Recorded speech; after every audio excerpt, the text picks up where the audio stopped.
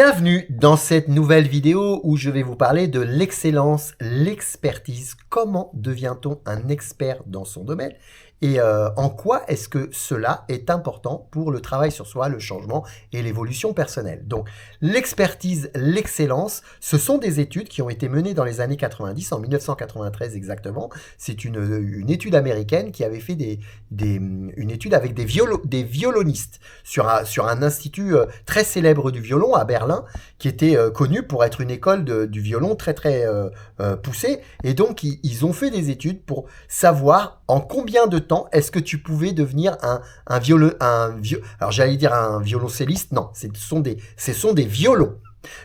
En combien de temps est-ce que tu deviens un violoniste expert et excellent dans ton domaine? Et donc ils ont fait 3 groupes de violonistes. C'est pas facile à dire, hein. Décidément, j'ai envie de dire violoncelliste, mais c'est plus dur. Donc, il faut essayer de rester sur quelque chose de simple. Violoniste. Donc, ils ont fait 3 groupes de violonistes et à chacun de ces groupes, ils leur ont fait faire des heures différentes de violon et ils se sont aperçus que c'est à partir de à peu près 10 000 heures de violon que les personnes devenaient vraiment ultra compétentes dans leur domaine et jouaient pratiquement de manière automatique. Donc ensuite, les études se sont poursuivies. Il y a eu énormément d'études sur le sujet. Et puis, il y a une personne qui s'est beaucoup intéressée au sujet qui s'appelle Anders Ericsson. Anders Ericsson, suédois. Alors lui, il s'est intéressé énormément au sujet avec les joueurs d'échecs.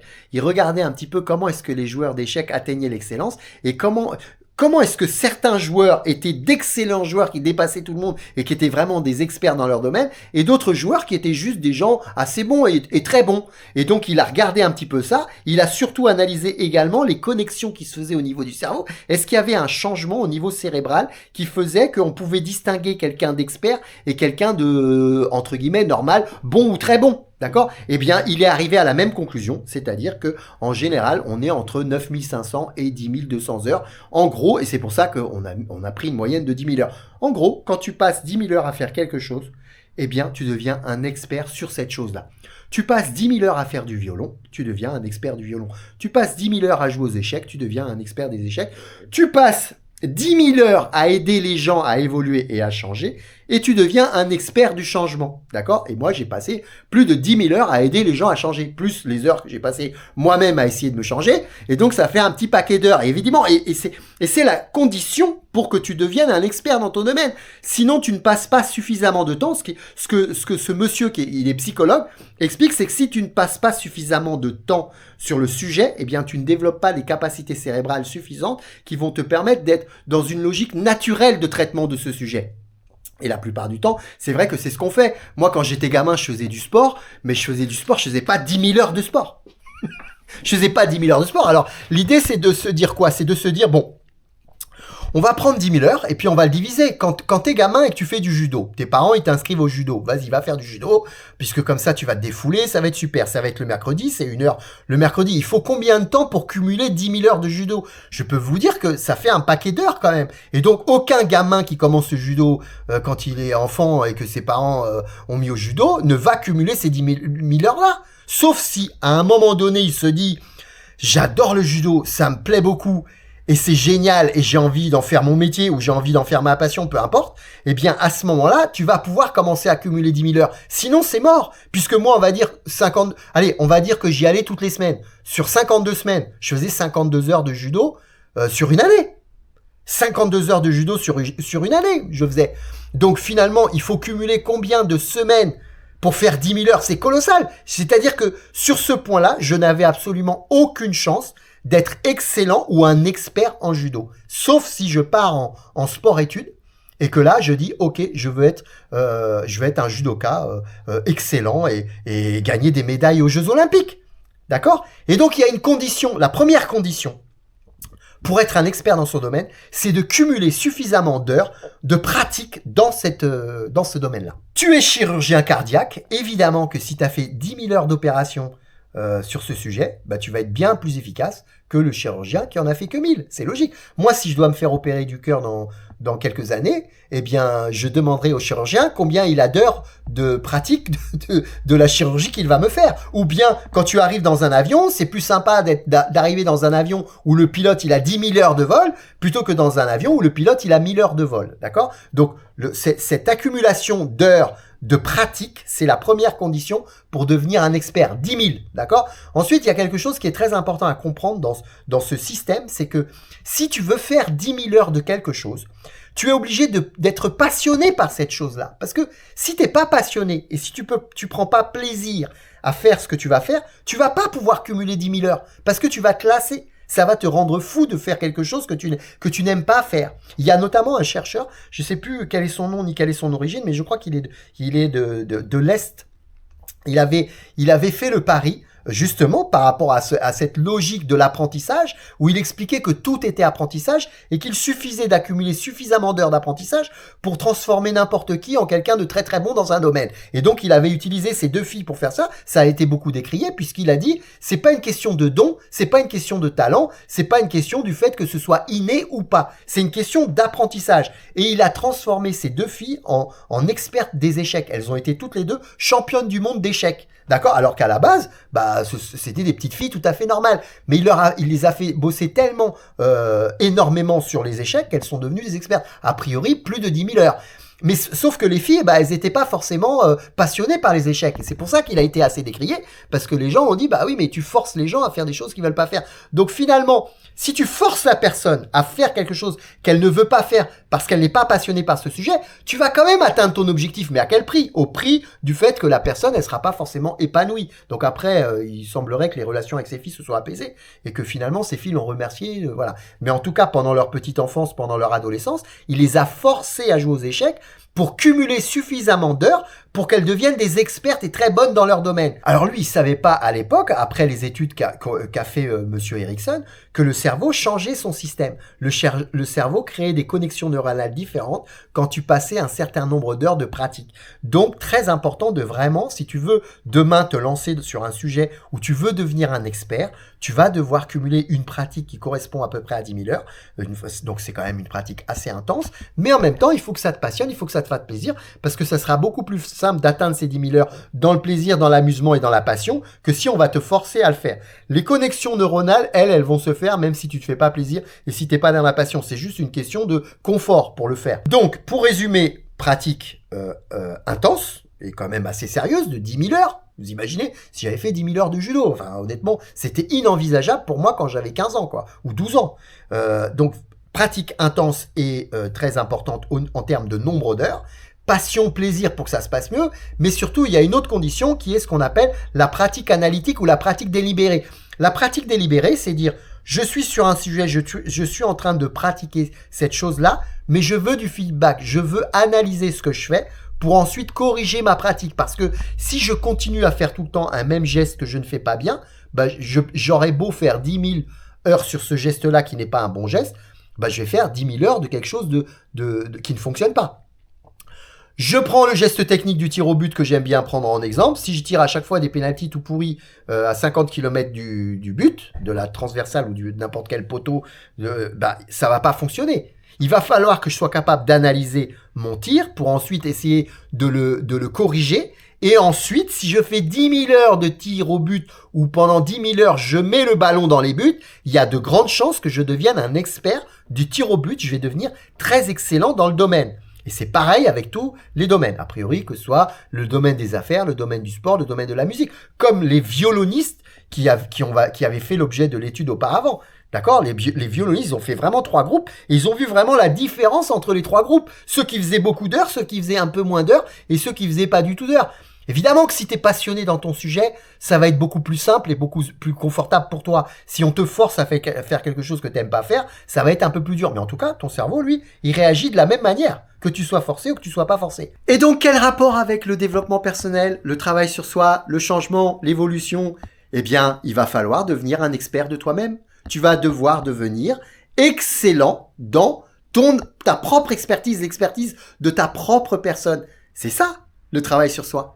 devenir un expert de soi-même. Et donc, ça sous-entend évidemment accumuler suffisamment d'heures de travail sur soi, être passionné de soi-même, et là c'est pas gagné, puisqu'en général l'estime de soi, elle est souvent assez basse chez l'être humain, et puis également être capable de faire de la pratique délibérée, d'analyser les choses. À chaque fois que tu vas apporter un changement dans ton comportement, essayer d'analyser les choses pour voir comment ça fonctionne. Tu apportes un changement dans tes relations interpersonnelles avec les autres, tu regardes le feedback des autres et comment ça marche. Si tu vois que le retour n'est pas positif, il va falloir corriger. Et ensuite, tu vas t'entraîner, continuer à pratiquer pour devenir une meilleure version de ce que tu peux obtenir, puisque l'idée, c'est d'être toujours dans l'apprentissage et le travail de l'analyse. C'est pas de travailler avec la pression de se dire je dois devenir la meilleure version de moi-même parce que c'est marqué sur les magazines, machin, un truc. Bah non, l'idée c'est de dire ok, moi, ce que je veux, c'est être épanoui et être serein. Quand j'ai des conflits avec les gens et que je me prends la tête avec tout le monde, eh ben je suis pas serein, je suis pas épanoui, ça me plaît pas. Si tu aimes le conflit et que ça t'épanouit, ok, super.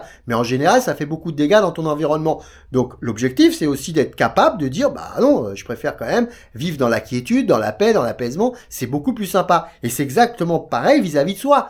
Quand tu vis en étant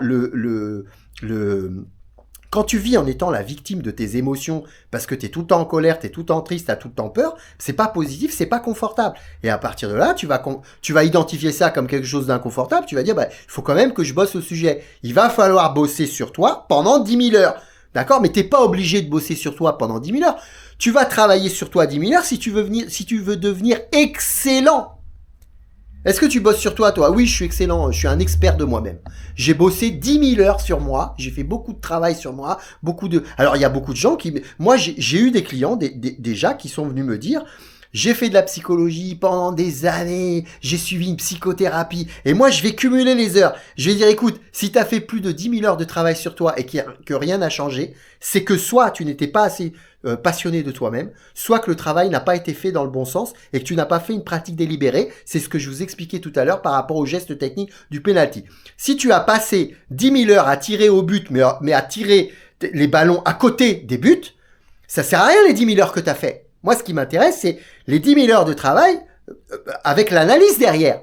J'ai tiré au but, j'ai raté. Ah, ben attends, pourquoi j'ai raté? Peut-être qu'il faut que je change de chaussures, peut-être qu'il faut que je change de ballon, peut-être qu'il faut que je réfléchisse au geste parce que je fais peut-être pas bien le geste. Mais en tout cas, il va falloir bosser ça. Si tu me dis, j'ai fait, et la plupart du temps, c'est ce qui se passe. La plupart du temps, c'est ce qui se passe. C'est-à-dire que tu vas travailler, puis au final, t'as évolué ou pas? Il y a eu du changement ou pas? Bah, pas vraiment. Ok. Bon, il y a un problème. Il y a un problème soit au niveau du nombre d'heures, soit au niveau de la passion, parce qu'il va t'aider à être beaucoup plus efficace, soit au niveau du travail, comment est-ce que tu l'as fait, est-ce que tu as bien pris le temps d'analyser, d'améliorer les choses. Voilà donc pour cette vidéo sur l'expertise de soi, et parce que c'est ça l'objectif de cette vidéo, c'est de vous faire comprendre que si tu veux être un expert de toi-même, bah tu dois respecter un petit peu ces règles-là de l'expertise et de l'excellence, bosser 10 000 heures, être passionné de soi-même, et puis être dans le travail intelligent, dans la pratique intelligente, avec du feedback, de l'analyse, de l'amélioration. Et ça, c'est extrêmement important pour évoluer sereinement et évoluer dans le bon sens. Ensuite, 10 000 heures, moi j'avoue que c'est plutôt cohérent ce système des 10 000 heures. C'est plutôt cohérent. On dit souvent que quand tu fais 10 heures, quand tu prends une thématique, que tu passes 10 heures à travailler sur cette thématique, t'as des notions, d'accord? Tu fais du volleyball pendant 10 heures, t'as des notions de volleyball. Quand tu passes 100 heures à faire du volleyball, bah on va dire que tu es un amateur. Et quand tu vas passer 1000 heures à faire du volley, on va dire que tu es un spécialiste. 1000 heures, ça commence déjà à être un peu sérieux. Hein. 1000 heures, tu es un spécialiste. 10 000 heures, tu es un expert. 10 000 heures, tu es un expert, il y a de grandes chances que tu sois un vrai professionnel du volleyball et très efficace dans cette pratique-là. Mais tu peux prendre tous les sujets. Tu prends tous les sujets, tu prends les échecs, tu prends le montage vidéo. Voilà, t'aimes la photo, t'aimes la vidéo, ok. Tu vas te passionner pour le montage vidéo, très bien. Tu fais 10 heures de montage vidéo, bah ok, t'as des notions. Tu fais 100 heures de montage vidéo, bon, t'es un amateur, tu commences déjà à maîtriser un peu le sujet. Quand tu passes à 1000 heures de montage vidéo, bah, t'es quand même un spécialiste. Tu connais les effets spéciaux, tu sais comment gagner du temps, tu sais comment être un peu plus efficace. 10 000 heures, mais 10 000 heures, voilà, il y a de grandes chances que tu aies fait des films, que tu commences à t'intéresser à des sujets plus intéressants au niveau de la vidéo, à aller chercher des fonctions avancées et pas rester juste sur des fonctions un peu basiques. Et oui, parce que tu vas accumuler beaucoup d'heures. Évidemment que si tu fais toutes ces heures-là, bah c'est que on sous-entend que c'est quand même une passion, parce que c'est extrêmement difficile de passer beaucoup d'heures à faire quelque chose qui ne te passionne pas. Et ça, c'est exactement ce qu'on voit aujourd'hui dans le monde du travail, par exemple. il y a beaucoup de personnes qui subissent leur travail. Pourquoi? Parce qu'ils passent du temps à faire des choses qui ne les passionnent pas. Ils ne deviennent pas forcément des experts dans leur domaine. Pourquoi? Parce qu'ils ne sont pas forcément dans la pratique délibérée. Ils sont dans une pratique automatique. Oui, bon, bah ok, je fais tout le temps la même chose. Ça m'ennuie, ça me passionne pas. Donc oui, mais tu as cumulé 10 000 heures, tu dois être excellent dans ton domaine. Bah, t'es pas forcément excellent parce que tu as juste cumulé des heures. Tu as juste cumulé des heures sans forcément être passionné, sans donner du sens à ce que tu fais, et donc sans forcément analyser les choses pour t'améliorer dans ce que tu fais. Donc c'est vraiment important la passion. C'est pour ça que moi je travaille énormément. Avant de travailler sur toi et avant d'aller chercher tes 10 000 heures, est-ce que tu es passionné de toi-même? Est-ce que c'est quelque chose qui va te passionner? Est-ce que ça t'intéresse? Ou est-ce que tu es dans une logique de te dire, mais je m'en fous en fait. Je m'en fous. J'ai pas envie de travailler sur moi. C'est quoi travailler sur toi? Ça veut rien dire. Déjà, le travail, ça m'emmerde. J'aime pas bosser. Ça me gave. Donc, j'ai pas envie. Alors, je vais changer le mot. Est-ce que tu as déjà essayé d'agir sur ton comportement? Un comportement que tu as identifié comme étant un peu négatif et pas vraiment orienté vers le bien-être. Est-ce que tu as déjà essayé d'agir sur ça? Ben non, mais je m'en fous. J'ai pas envie d'agir. Et à partir de là, il y a pas de sujet, c'est pas grave. Et il y a beaucoup de gens qui sont dans ces... Moi-même, j'étais dans cette situation-là. Il y a plusieurs dizaines d'années, tu m'aurais dit, Philippe, le développement personnel, le travail sur soi, essayer de s'améliorer. Moi, je t'aurais regardé, j'aurais dit, mais non, c'est bon, lâche-moi avec tes charlatans, tes sectes et tout ça. Je t'aurais dit exactement ça. Donc, l'idée, c'est vraiment d'évoluer, d'être capable de dire, oh, je vais prendre un peu de recul. Et je vais dire, ok, est-ce qu'il est possible de s'améliorer? Quelles sont les conditions pour s'améliorer? Quelles sont des conditions pour devenir un expert de soi-même? Est-ce qu'il faut que je sois vraiment passionné de moi-même? Bah oui, c'est quand même une condition importante. Parce que si tu t'aimes pas, si t'as pas forcément une estime de toi qui est très élevée, t'es pas forcément passionné de toi-même et donc tu subis un peu ta vie, t'es en mode automatique et tu vas souvent te plaindre de l'environnement sans te remettre en question et sans engager ta responsabilité. Donc, s'il y a un message que je voulais faire passer dans cette vidéo, c'est devenez des experts de vous-même, devenez des passionnés de vous-même. La première chose à bosser, c'est l'estime de soi.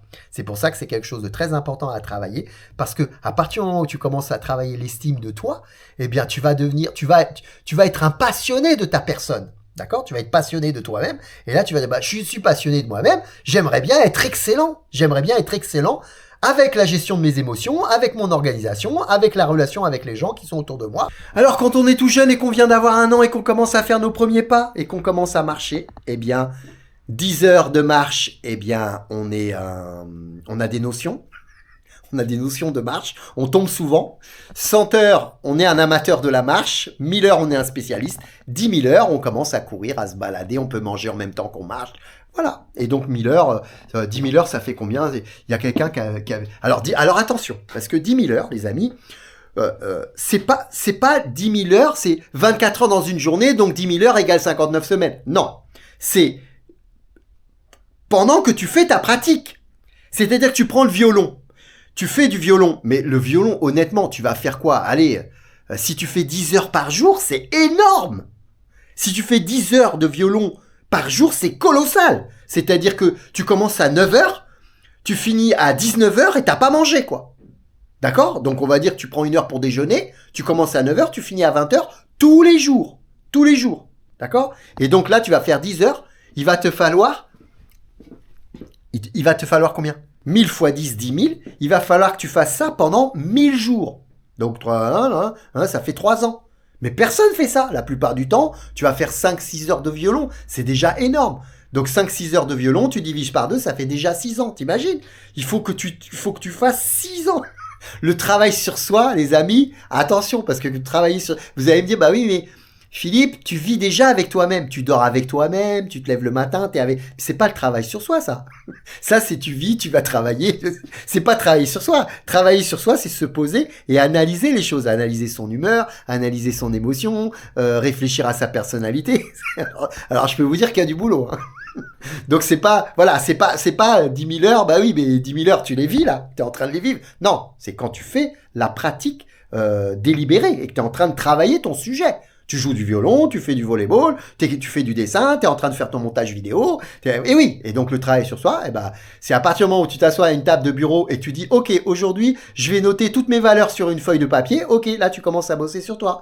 Et donc, il va falloir que tu chronomètres combien de temps tu as mis pour noter toutes tes valeurs, pour noter les injonctions de ton enfance, les drivers de ton enfance, travailler sur ça, travailler sur tes émotions, travailler sur ton humeur. Donc, je peux vous dire que les 10 000 heures accumulées, c'est une vie, les amis, c'est une vie. Alors, le truc, c'est de faire les choses étape par étape, petit pas par petit pas.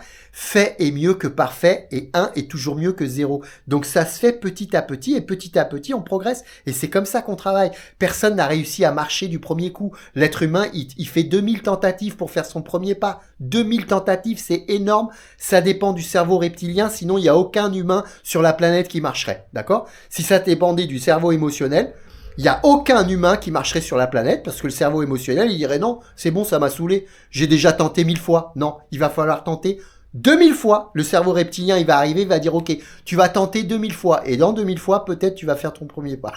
Et c'est à partir de là que tu vas commencer à développer ton expertise. Donc 10 heures, 100 heures, 1000 heures et 10 000 heures, tu deviens un expert de la marche. Et là, je me balade en même temps que je suis en train de vous parler. Je vais écrire au tableau et ça fait des années que c'est comme ça. À bientôt pour une nouvelle vidéo.